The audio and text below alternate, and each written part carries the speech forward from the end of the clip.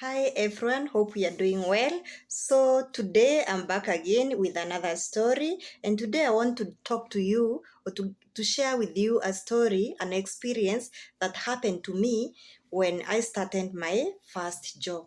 So when I got my first job as a young teacher, I was posted in a boys' high school. Yes, boys' high school. So one day, a Form 2 student, you people, you know about Form 2s. So a Form 2 student came to me and was like, Teacher, I am so stressed. I would like to talk to you.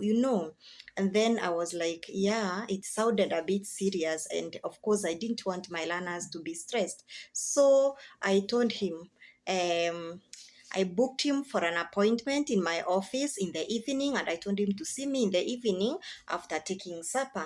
So I made sure that I tagged along my friend who was a male teacher. I asked him to stay to remain in the office and ensure that at least we planned that he remain with like earphones in his ears and like listen, do something, keep himself busy so that it could for confidentiality, because again I just wanted to keep everything professional and safe for me as a young girl teacher.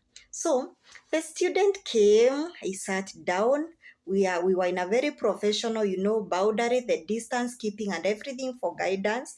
And he started opening up to me and he was like, Teacher, my stress is based on my current, love or relationship. So like, tell me more about it. And he was like, Teacher, there is this girl that I am so much in love, and I'm not able to read, blah blah blah. I'm not able to read. I'm not able to focus. Every time I'm thinking about this girl, and I was there listening patiently, and of course I kept on advising him, of course, to focus on his studies. So I asked him, is this girl, is she a student like you? And he was like, no, she's not a student.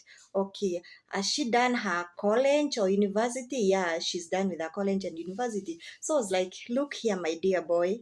Yeah, so you need also to work hard. This is the reason as to why you need to focus in your academics. You need to work hard like this lady so that you can also join university, complete, and maybe start working like this girl.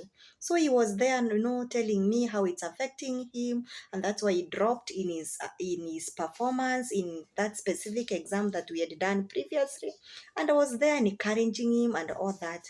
So I think he felt now enough is enough for this counseling, and he was like, he looked at me and asked me, Teacher, what if this lady is you? Hey, my dear people, it's God. I thank God for that day. So for a moment, I stayed calm. Of course, as a teacher, you have to be calm. I was speechless, but I didn't want to show him. I stayed calm. And of course, I had to remind him that the relationship between a teacher and a student must remain professional. That is, as have student and teacher boundary. So I encouraged him to put more energy on his studies. The same energy now he was applying to focus on his academics in education. And I assured him that in the future, once he is done in academics, he will be able to get the right person at the right time. And maybe that person will be even better than the teacher. So, what was my lesson for the day? As teachers, we need, to know that even the students are carrying a lot in their hearts. They need a lot of guidance. They need clear boundaries, yes. And of course, you have to help them make wise decisions, not someone who take advantage of their trust. Yeah.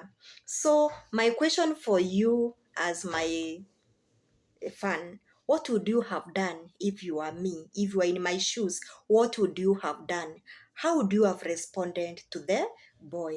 Otherwise, thank you so much for listening to me and have a nice day. Bye.